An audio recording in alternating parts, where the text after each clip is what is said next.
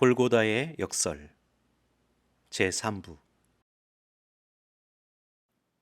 예수의 죽으심을 둘러싼 몇 가지 역설을 생각해 보고 있습니다. 첫째, 모든 사람의 심판자인 그리스도께서 일개 재판관 앞에 서셨습니다. 둘째, 많은 사람의 친구이신 그리스도께서 홀로 골고다를 향해 걸으셨습니다.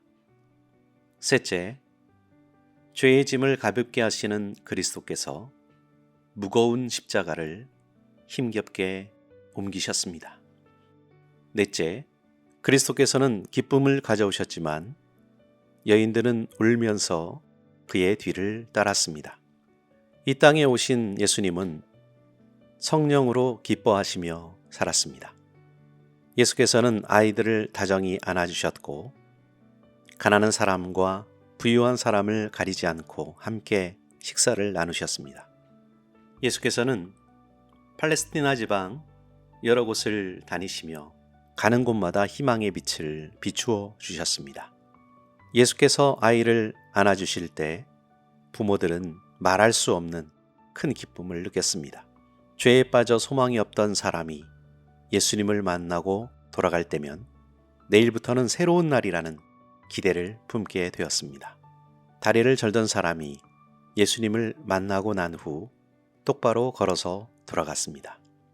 귀가 안 들리던 사람이 예수님의 말씀을 듣게 되었고 앞을 못 보던 사람이 예수님의 얼굴을 보게 되었으며 몸이 아픈 사람이 고침을 받고 일어나 예수께 시중을 들었습니다.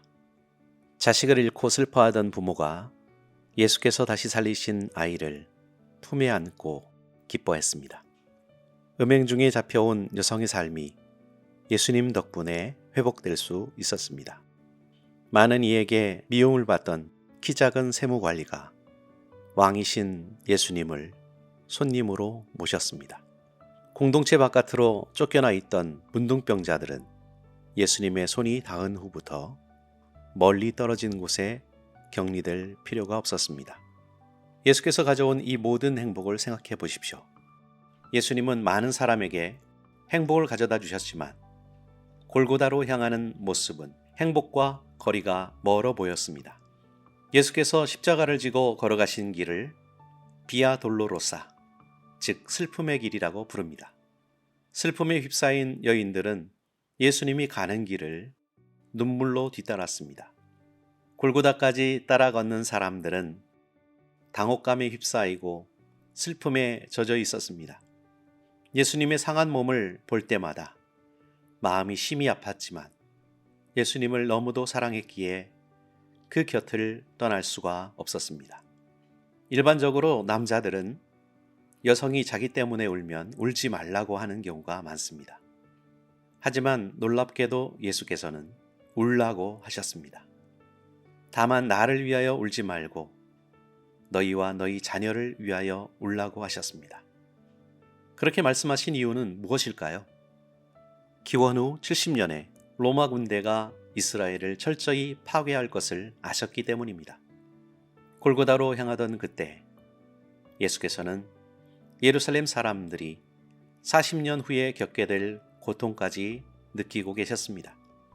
이 땅에 와서 행복을 전해주신 분이 질고를 아는 자로서 이 땅을 떠나셨다는 역설에 주목하시기 바랍니다.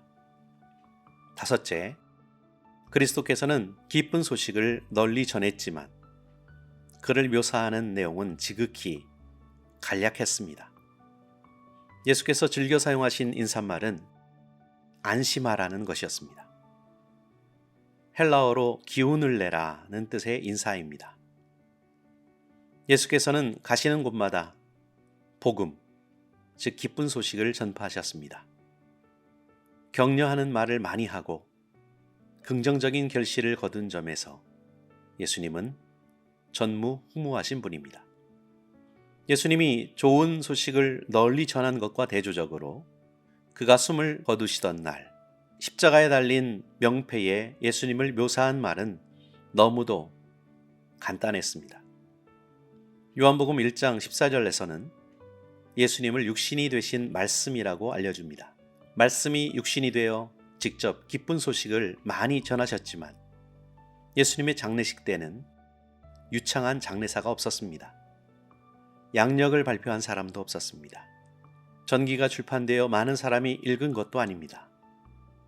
감동적인 문구를 담은 비석조차 세워지지 않았습니다. 그날 골고다에서 예수님의 생애를 묘사하는 데 사용된 말은 유대인의 왕이라는 짧은 표현이 전부였습니다. 거친 나무판 위에 그 글씨를 적은 사람은 로마 군인이었을 것입니다.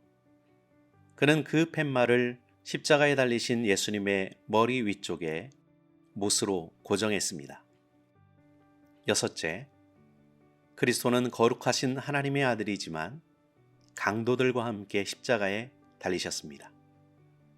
예수님을 십자가에 처형하던 날, 두 명의 죄수 사이에 예수님의 십자가를 배치한 것은 주 예수를 모독하기 위한 것이었습니다.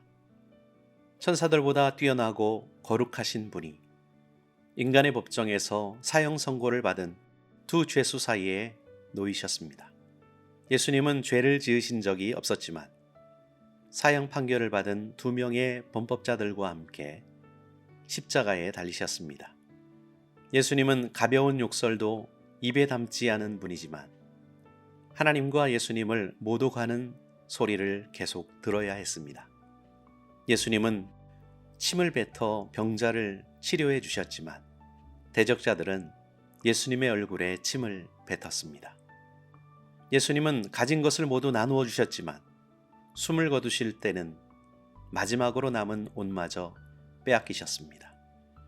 예수님은 거룩하고 악함이 없고 더러움이 없는 분이었지만 가장 위험하다고 낙인 찍힌 죄수들과 함께 가장 고통스러운 죽음을 맞이하셨습니다.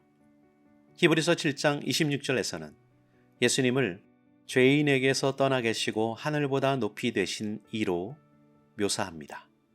그 높으신 분이 땅에서 쓰레기처럼 취급을 받는 사람들과 함께 죽으셨습니다. 거룩하신 하나님의 아들이 죄 많은 사람의 아들들과 함께 죽으셔야 했다는 사실은 참으로 역설적입니다. 빌라도의 재판석 앞을 떠나 하나님의 보좌 앞까지 가는 여정에서 예수님은 죽음의 관문을 지나셨습니다.